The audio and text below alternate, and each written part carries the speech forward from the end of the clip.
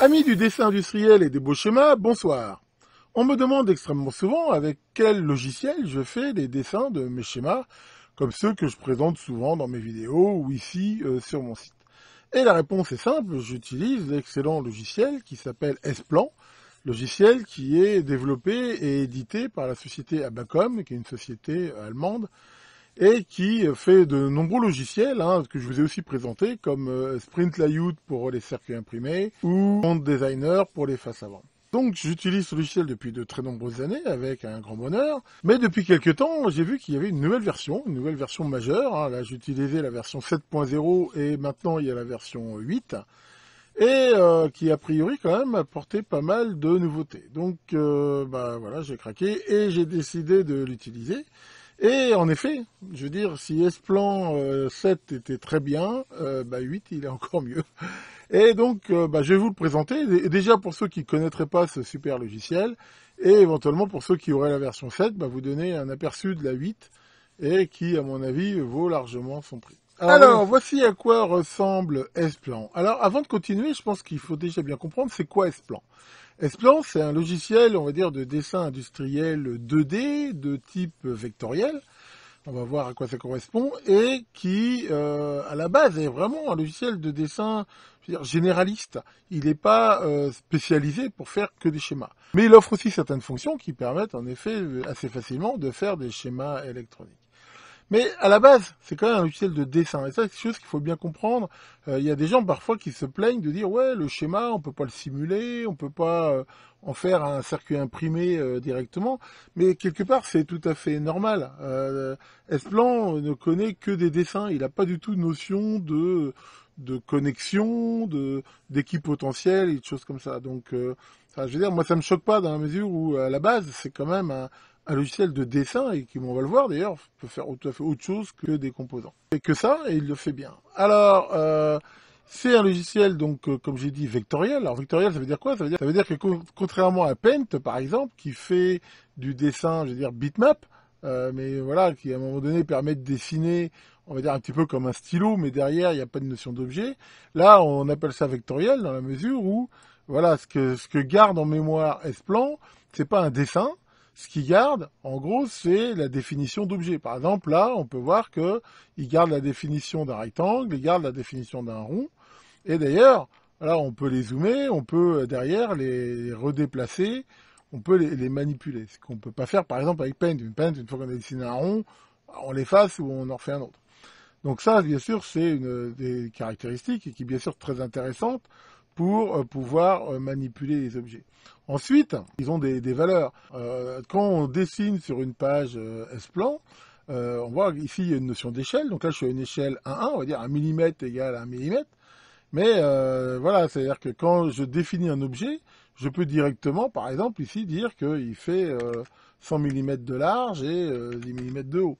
Voilà, je peux très bien saisir comme ça les dimensions de façon très précise, ce qui des fois est mieux que de le faire éventuellement avec la souris.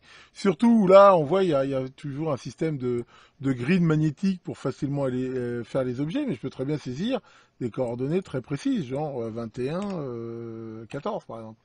Il n'y a rien qui m'empêche ici de faire ça. Donc c'est là qu'on a ici cette notion un petit peu d'objet vectoriel. Alors à la base, S-Plan fait des documents qui sont composés éventuellement de plusieurs pages. On voit ici que j'ai une page, mais je peux rajouter par exemple une nouvelle page vide ou la dupliquer. Et ça c'est intéressant, ça veut dire que dans un projet par exemple, je peux avoir le schéma de la lime et puis le schéma de l'amplificateur d'entrée, enfin voilà, d'avoir plusieurs schémas, ou carrément d'avoir d'un côté le schéma électronique et de l'autre le schéma du boîtier, par exemple les codes ou des choses comme ça.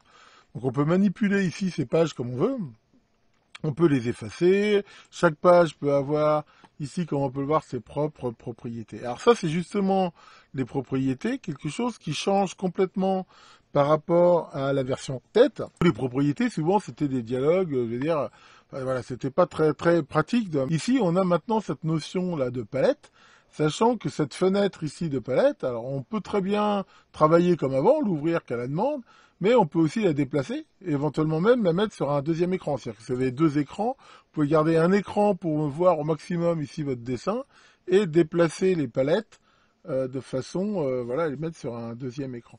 Et ça, on va voir que c'est aussi une nouveauté que je trouve assez sympa. Par exemple, là, quand je suis sur la page, ben, je peux voir à la fois ici donc les coordonnées de la page, donc le format, si je suis en portrait, paysage, je peux lui donner un nom, voilà, des mots par exemple. Ici, très très facile. Je peux même rajouter un commentaire, voilà, comme je veux, et ainsi de suite. On peut même dire que voilà, c'est une page qui n'est pas imprimée. Enfin, on peut faire vraiment, je ne vais pas vous montrer toutes les possibilités. Alors, chaque page peut éventuellement avoir ce qu'ils appellent un formulaire. En fait, typiquement, c'est, je veux dire, un sorte de ce qu'on retrouve en dessin industriel, hein, les bords, les cartouches. C'est livré avec des exemples et on peut faire son propre exemple. Par exemple, moi, je me suis fait mon propre exemple, voilà, ici, de formulaire. Et ce formulaire, bah voilà, moi j'ai choisi de mettre ça. Alors, l'intérêt d'avoir ici ce genre de représentation, c'est que ça peut, si on fait des commentaires, dire par exemple tel composant où le schéma se trouve en C4, ce qui permet de le localiser. Et on peut ici avoir un certain nombre de tests. Alors, ce qui est intéressant, c'est que certains de ces textes ici, on peut choisir automatiquement des valeurs. Et ça, on va pouvoir le retrouver dans un petit peu tout dans le logiciel. C'est-à-dire que si ici j'édite le formulaire, on voit que là, par exemple, le texte, c'est le nom de la page. C'est pas réellement démo. On a bien vu que j'ai appelé ma page démo, donc ça s'appelle démo. Mais on peut se définir un certain nombre de variables fixes, et on voit qu'il y en a pas mal, hein. Il y a le nom du fichier, la date, la version, enfin voilà, il y a pas mal de trucs. Et on peut même se définir ses propres versions. Voilà. Là, par contre, là, j'ai choisi de mettre un texte en dur, mais c'est pas très malin. En fait, je ferais mieux, par exemple, de mettre, pourquoi pas, le nom du fichier, par exemple. Voilà. Donc, ça veut dire que ça sera remplacé par le nom du fichier. C'est ce que j'ai fait, par exemple, pour la dernière date de modif, et ainsi de suite. Enfin bon, pareil, là, vous avez vu un petit peu le principe, et c'est aussi quelque chose de sympa. Donc, voilà, à tout moment, on peut éditer ici ce formulaire. Alors là, bien sûr, j'ai pas enregistré mon fichier, mais si je l'enregistre et je l'appelle test, hop, voilà, on voit que automatiquement le nom ici maintenant, il appelle bien le nom du fichier. Ça vous permet de vous faire par exemple un cartouche qui aura directement ici des noms sans être obligé de les rééditer. Donc voilà pour ce fond. Alors, une fois qu'on n'édite plus le formulaire, bah, l'avantage c'est que voilà, c'est comme un fond d'écran en fait, on n'y touche plus. Donc, comme j'ai dit, à la base, le logiciel, donc c'est un logiciel de dessin qui va permettre de manipuler un certain nombre de formes. Donc, dans les formes de base, il y a de simples lignes. Voilà, donc voilà. Ça, c'est un objet qui est fait d'une ligne avec différents segments. Donc, je peux ici en refaire une autre. Voilà, je peux faire, bon, un CTRL Z, ainsi de suite. Donc, maintenant, on voit que cet objet ligne, je peux le manipuler, je peux l'agrandir, je peux faire des tas de choses, je peux le dupliquer ou l'effacer, voilà, comme je viens de faire. Donc ça, c'est un des objets. Alors ça, c'est vrai que c'est un objet qui a un point de connexion qui, là, est comme plus orienté schéma. Là, on va avoir donc rectangle. Voilà. Et on voit que quand, ici, j'ai un objet, je peux ici choisir donc ses propriétés. Par exemple, je peux choisir que il a voilà, un bord plus épais, que je peux choisir la couleur. Enfin bon, après, voilà, je peux choisir, par exemple, différents styles de bordure, ses coordonnées. Je peux choisir qu'il ait des bords arrondis. Enfin voilà, encore une fois, on voit que c'est très très très riche. Et ça s'applique comme ça. Alors quand on choisit par contre un élément et qu'il n'y a rien de sélectionné, ben, en gros c'est le pré-réglage. C'est-à-dire je peux dire maintenant que tous les rectangles que je vais faire par défaut seront à 6. Ce qui fait que maintenant si je dessine un nouveau rectangle, que voilà, il est ici à 6. Ben bon voilà, vous avez vu un petit peu le principe. On a donc ces différents types, et sachant qu'on dessine, on peut le faire à partir du centre, d'un coin. Ben voilà, tout ça c'est relativement classique. Et voilà, on voit que c'est très très fluide. On peut bien sûr dessiner des objets, on peut à tout moment les déplacer, on peut les éditer avec des contraintes. Par exemple, si je fais avec Shift, là voilà, j'ai un cercle parfait, enfin voilà, des trucs assez communs. On peut aussi toujours changer plusieurs attributs des objets en même temps. Par exemple, si je les sélectionne comme ça et je dis qu'ils ont un fond hachuré de couleur bleue, voilà, on voit que ça s'est appliqué à tous les objets. Donc ça, c'est aussi intéressant. Ça évite que si on veut changer plein de choses, on peut le faire facilement. Et toujours, on peut ici annuler. Donc ça, c'est vraiment quelque chose d'assez classique. Bon, après, on a ici, en fait des ensembles fermés d'objets où on peut pareil faire autant de formes ici que l'on veut, sachant que pareil cette forme ici derrière, je peux très bien la remplir par exemple et dire que voilà elle a par exemple quelque chose de hachuré, quelque chose qu'on retrouverait typiquement dans du dessin industriel. Je vais pouvoir faire ce qu'on appelle des courbes de Bézier, voilà, avec ici des arrondis. Voilà, et on peut derrière retravailler ici les points, les courbures, enfin voilà, c'est vraiment des choses très, très classiques. On peut faire du dessin, voilà, on va dire main levée. Là, après, on a plein d'autres outils qui permettent de faire des formes, je vais pas tous vous les montrer. Par exemple, vous voulez faire le signe, voilà, de la foudre. Vous pouvez le faire comme ça, vous pouvez derrière, encore une fois, ça s'applique pour tout, hein, c'est-à-dire que maintenant, je peux lui mettre des bords plus épais, et je peux le remplir de jaune, par exemple. Voilà, on voit que c'est vraiment quelque chose de super simple à faire. Ensuite, on a alors la cotation. Alors ça, bien sûr, surtout pour tout ce qui est dessin industriel, c'est vraiment très bien. C'est-à-dire que là, je peux choisir, par exemple, de mettre une cote sur ce système-là. Là ensuite, par exemple, si je refais là une cotation verticale, voilà, voilà, c'est quelque chose de très simple. Ces objets, pour l'instant, ils sont indépendants. C'est-à-dire que si je le bouge, ça bouge pas ma cotation. Mais on peut bien sûr ici grouper des objets.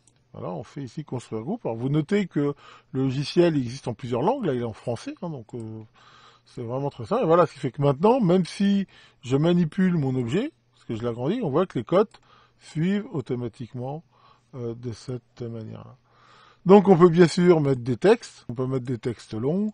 Au niveau des textes, on peut choisir la police, bien sûr le texte en lui-même. On peut choisir d'insérer des données, d'insérer le texte d'un fichier. Enfin voilà, c'est vraiment d'une richesse très très grande et ça permet vraiment de faire des super trucs. Alors, on peut bien sûr aussi mettre des images. Par exemple, si je veux mettre un logo Syrup, par exemple, voilà, on peut voir que c'est très facile à faire et que voilà, j'ai ici mon image. Je peux la mettre exactement comme je veux, et ainsi de suite. Donc voilà, là, on voit très bien le côté un petit peu, on va dire, dessin industriel, qui est vraiment très important, et il respecte très bien les codes. C'est-à-dire ici, là, par exemple, si je fais imprimer, voilà, donc là, je vois différentes options. Je peux imprimer toutes les pages, que certaines pages, et ainsi de suite. Et je vois que si je fais échelle 1-1, là, si j'imprime, enfin, je vais pas le faire, mais je veux dire, je peux vous dire que si votre imprimante est correcte, derrière, le dessin ici fera sur le papier exactement la taille que vous avez spécifiée. C'est-à-dire ici, il fera bien 95. Et ça, c'est aussi quelque chose de plutôt intéressant. Alors ça peut permettre, par exemple, de faire des modèles. Alors, éventuellement des faces avant, sachant que alors, ils ont un soft chez Bacom qui s'appelle Front Designer, qui a même des options encore plus intéressantes pour faire des faces avant, mais il n'y a rien qui empêcherait de faire déjà des faces avant sympas avec celui-là. Donc voilà en gros déjà, on va dire, ce que on peut dire sur ce logiciel en tant que logiciel vraiment de dessin. Et avec ça, on voit qu'on peut très bien dessiner des tas de choses, hein. On peut faire des plans, on peut faire n'importe quel dessin 2D de façon très facile. Alors maintenant, on va regarder un petit peu plus la partie schéma. Alors pour faire des schémas, il y a possibilité d'avoir un certain nombre ici de composants. Alors le programme est livré avec un certain nombre de bibliothèques, je dirais un nombre relativement important, de schémas. Alors il y a différents styles. Par exemple là on a des choses qui sont carrément hydrauliques, pneumatiques, voilà, des choses comme ça, ou bien sûr beaucoup plus électroniques. Et c'est sous forme de bibliothèque. Par exemple là il donne une bibliothèque qui s'appelle User, par exemple, dans laquelle il y a énormément de choses toutes faites. Alors ces composants, ces modèles, vous pouvez les utiliser tels quels bien sûr, mais rien ne vous interdit de les modifier très facilement ou de vous faire votre propre bibliothèque. Et moi, comme j'utilise Esplan depuis des années, je me suis fait bien sûr les bibliothèques et les groupements, je veux dire, qui me plaisent et qui correspondent à mes goûts. Alors, pour faire un schéma, vous allez voir que c'est vraiment quelque chose de très rapide et très simple. Par exemple, on va faire là un petit schéma d'un amplificateur à transistor. Donc là, je peux démarrer avec des transistors, et là, on voit des schémas comme ça. Moi, je me suis fait, par exemple, cela, parce que cela, je les trouve un peu trop gros, Et j'aime bien ce schéma-là, même si je sais qu'il y en a qui l'aiment pas du tout. Mais après, les goûts, les couleurs. Donc là, tiens, pour une fois, je vais prendre mon schéma à moi, après tout. Hein. Voilà. Et là, voilà, ça c'est vraiment quelque chose qui n'était pas normalisé. J'ai fait moi-même. On peut à tout moment, voilà, redessiner complètement son schéma comme on veut. Donc là, je vais prendre, moi j'ai regroupé dans un truc qui s'appelle Current différents types de composants. Donc là, par exemple, voilà, typiquement, je vais prendre là des résistances. Derrière, on peut les dupliquer. Je vais me faire, voilà, par exemple, ça. Alors, on peut, si on veut, ça se règle, afficher ou pas une grille. Voilà, donc là, par exemple, je vais faire ça. Donc là, voilà, je vais faire ici mes liaisons. Donc voilà, on fait ici très facilement. Voilà, on voit surtout qu'avec la grille qui donne, c'est quelque chose d'extrêmement rapide. Voilà, maintenant je vais me rajouter par exemple des condensateurs. Donc là je peux me mettre tiens, un condensateur de 10 micros. Alors là on voit qu'il n'est pas bien polarisé. D'ailleurs pour info je ferai bientôt une vidéo avec quelqu'un qui me demandait de faire une vidéo sur le sens de ce genre de condensateur que je ferai bientôt. Donc là voilà, hop, je peux très bien changer le sens. Voilà, lui par contre, voilà, on fait miroir horizontal. Et voilà, après je rajoute ici mon alimentation, toc, ma masse. Et voilà, j'ai fait très rapidement un schéma. Alors, bien sûr, il faut que je rajoute les fameuses connexions. Et je les rajoute, voilà, comme ça. Voilà. Là, on voit très facilement, je me suis fait un schéma. Alors après, bien sûr, on peut mettre les valeurs. Par exemple, là, la valeur, là, je vais mettre, par exemple, plus 12 volts. Voilà, mes résistances, là, bon, je mets n'importe quelle valeur. Hein, c'est histoire de montrer que, voilà, là, je sais pas, je vais mettre, je sais pas, 5K. Ici, peut-être mettre 2,2K. Et mes condensateurs ici, ils sont bons. Donc là, on voit que j'ai mon système et je peux bien sûr rajouter des trucs. Par exemple, là, si je voulais mettre une mesure, par exemple, là, on peut voir que voilà, on peut directement, par exemple, générer un sinus. Voilà, je le duplique. Je peux le dupliquer pour le mettre là et mettre, par exemple, une indication de tension. Très très facilement. Là, par exemple, j'ai ce truc-là, là, toc. Voilà, où je vais mettre ici, je sais pas, par exemple 0,1 volt.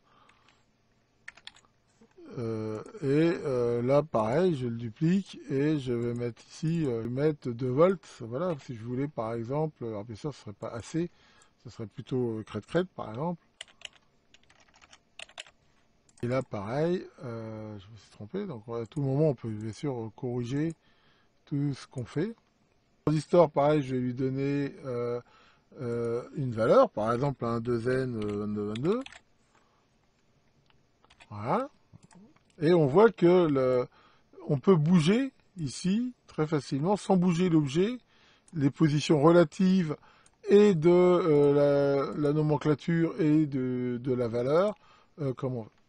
Donc voilà, j'ai presque fini mon beau schéma. Donc je peux, voilà, on peut zoomer, on peut tout déplacer si on veut le faire comme ça. Alors, ce qui est aussi après intéressant, c'est qu'on peut renommer les composants, parce que là, ils sont un peu numérotés à la vache t'en fous. Donc là, je vais faire composants, voilà, je peux faire renuméroter les composants dans l'ordre que je veux, et derrière, hop, voilà, on voit que maintenant, il a fait R1, R2, R3, R4. Voilà. Bon, honnêtement, vous voyez que je l'ai fait en temps réel.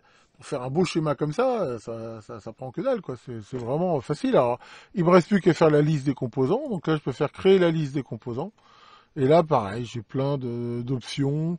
On peut faire, voilà, avec des lignes comme ça. On peut rajouter éventuellement pour chaque composant jusqu'à 4 valeurs qui peut être une référence interne, un prix ou, enfin voilà, tout ce qu'on veut.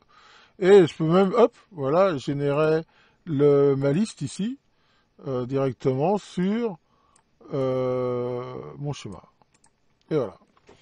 C'est vraiment quelque chose de super simple et vraiment, enfin, c'est super facile à utiliser. Et voilà, on peut se faire après des bibliothèques. À tout moment, on peut se faire des composants. Par exemple, moi aussi, souvent, je me fais le brochage. Voilà, par exemple, je rajouterais, je sais pas, moi, tiens, ici, le brochage, bon, ça correspond pas à mon type, mais on peut faire des choses comme ça. Et à tout moment, les composants, c'est très très facile de les modifier. Alors, en plus, ils ont rajouté un truc maintenant qui est vraiment sympa. Ici, je vais vous montrer, c'est qu'on peut aussi se faire des modèles. Avant, on pouvait mettre ici que des groupes, mais c'était pas pratique. Alors que maintenant, par exemple, si ça, c'est un étage que je vais utiliser souvent, là, je peux faire copier comme clip dans la bibliothèque. Voilà. En fait, c'est une sorte de presse-papier automatique. C'est-à-dire que maintenant, je veux me faire ici un autre étage. Hop, je fais ça, j'en veux faire un autre, je fais ça. On voit qu'automatiquement, il renumérote ici les composants. Et voilà, comme ça c'est bien dans la mesure où on peut se faire, par exemple, très facilement, c'est ce que j'ai fait ici, des sortes de patterns, hein, comme je vous ai souvent montré, qu'on retrouve dans les schémas, par exemple au niveau des alimes. Je vais avoir, voilà, par exemple, un système comme ça, avec régulateur, filtrage et tout. Même s'il propose un endroit, je veux dire, par défaut où mettre ces bibliothèques, on peut le changer ici dans les paramètres généraux. Les bibliothèques ici se trouvent dans un répertoire qui est partagé sur mon drive, synchronisé, ce qui fait que quand je change ici mes bibliothèques, moi je retrouve automatiquement tous mes nouveaux composants, tous mes schémas, sur tous mes postes, et en même temps c'est sauvegardé sur le net, ce qui fait que voilà, quand je change de PC, je me resynchronise et je ne perds aucun composant de ma bibliothèque que j'ai vraiment beaucoup enrichi là avec le temps. Alors le programme est en couleur si on veut. Alors c'est rare, moi je l'utilise pas tellement, mais enfin voilà, on peut le voir ici par exemple, il n'y a rien qu'interdit éventuellement de faire des composants ici en couleur. Si là par exemple, si je voulais mettre là tous mes segments en rouge, voilà, je peux choisir là, par exemple, tous mes polygones et dire que je veux qu'ils soient tous rouges, par exemple. Voilà. Et voilà. Et derrière, je fais sauvegarder. Donc, à ce moment-là, on voit que mes composants sont rouges. Et ça, si je veux les mettre à jour dans la bibliothèque, ben, je peux les remplacer ou créer. C'est-à-dire que maintenant, je peux me faire copier le composant dans la bibliothèque. Et voilà, là, je me suis fait, par exemple, dans ma bibliothèque, un nouveau composant rouge. Voilà. Et puis si j'en veux plus, eh ben ici je fais supprimer, effacer, voilà. Enfin, vraiment, de tous les softs de dessin que j'ai utilisés, il n'y a pas photo. Pour moi, c'est vraiment celui qui est le plus pratique. Et encore, bon, voilà, je vais pas faire une vidéo de Dymian, mais honnêtement, c'est un logiciel qui est très riche, qui répond très bien. Alors, la version 8, en plus, ils ont complètement revu le moteur graphique à l'intérieur, ce qui fait qu'il était déjà rapide. Mais là, vraiment, on voit que c'est d'une fluidité. Enfin voilà, on n'attend pas. C'est vraiment hyper rapide et ça tient la charge. Hein. Ici, par exemple, si je duplique ça, je le reduplique. Voilà, je le reduplique. Voilà, on peut faire des schémas qui sont vraiment... voilà, et là, je sélectionne tout, je le reduplique encore. Voilà, on voit que c'est... Bon, c'est débile, mais enfin, voilà, malgré le fait qu'il y ait plein ici de composants, ça réagit super vite, il n'y a aucun problème. Voilà, je peux tout supprimer, je peux faire CTRL-Z. Ce que je vous ai pas montré aussi, c'est qu'il gère très bien les rotations, les angles. Là, par exemple, je peux très bien faire ici une rotation du nombre de degrés que je veux, de 36 degrés. Voilà, ça marche pour tout. Hein. Je peux très bien ici reprendre mon schéma de tout à l'heure, par exemple, et aussi lui faire une rotation, si je veux, de 26 degrés. Voilà. Bon, je vois pas tellement l'intérêt sur ça, mais je veux dire, il n'y a rien ici qui l'empêche. On voit aussi qu'on a un zoom qui est vraiment très très performant. Voilà, on peut vraiment zoomer à des valeurs qui sont... Enfin voilà, il y a vraiment de la dynamique. On peut tout à fait décaler si on veut le zéro. Voilà, par exemple, là, on voit que j'ai mis mon zéro à cet endroit. Enfin, c'est vraiment très complet. Voilà pour la présentation succincte de ce S-Plan 8.0 qui d'ailleurs est complètement compatible avec la version 7.0 dans la mesure où j'ai eu absolument aucun mal, je veux dire, enfin voilà, j'ai récupéré toutes mes bibliothèques, tous mes anciens schémas s'ouvrent sans aucun problème, donc voilà, il n'y a pas à se soucier de ça.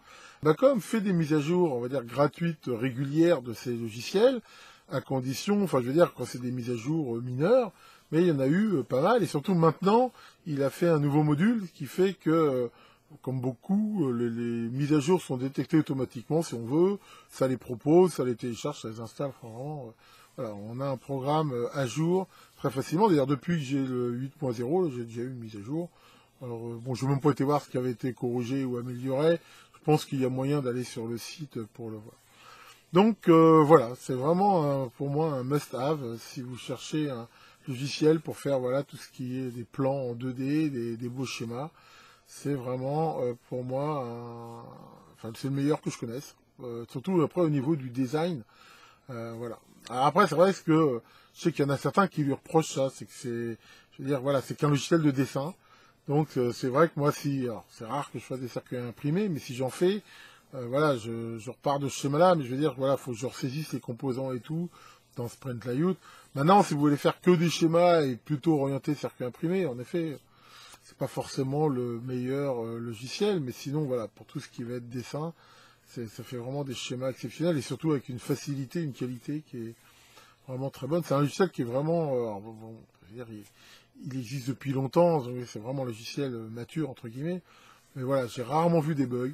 J'en ai vu une fois ou deux sur le set qui ont été corrigés. Là, depuis que je l'utilise, je n'en ai pas vu. Ça répond vraiment super bien. Donc, et je dois dire que, enfin, bon, étant moi-même développeur, c'est quand même un super boulot. Hein, c'est un soft il est pas énorme.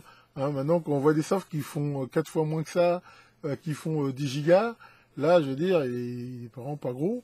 Et c'est vraiment un soft de qualité. Donc, pour info, hein, si vous voulez l'essayer, vous pouvez télécharger la version de démo. Alors, soit sur le site d'Abacom, hein, je le mettrai en commentaire de la vidéo, mais vous pouvez aussi aller chez le distributeur français qui est Lextronic. Je mettrai aussi le lien en commentaire. Donc, la démo est gratuite, vous pouvez la télécharger. Par contre, bien sûr, la démo, vous pouvez pas enregistrer, vous pouvez pas imprimer. Mais voilà, ça vous permet de vous familiariser, de l'essayer, de voir s'il vous convient ou pas. Et il est vendu en gros 50 €, ce qui pour moi est un prix. Enfin voilà, surtout que c'est pas un abonnement quoi. Une fois que vous l'avez, voilà, moi le 7.0, je l'ai gardé des années et j'ai eu des mises à jour. Pour moi, 50 € pour un soft de cette qualité, c'est vraiment un investissement intéressant. Tiens, Maurice, mon pote, ça va, non? Ouh là là, t'as l'air bien démoralisé. Qu'est-ce qu'il y a? Avec tout ce qui se passe, t'as plus aucun espoir, tu penses que tout va aller mal. Tu sais, maintenant, quand tu te dis que tout est perdu, pense aux homards qui étaient dans les aquariums du Titanic. Ils pensaient que tout était perdu, et pourtant. Sans doute les seuls qui s'en sont bien tirés. Voilà, allez, là-dessus, que le grand Esplan vous fasse de beaux schémas, et à très bientôt pour de nouvelles vidéos.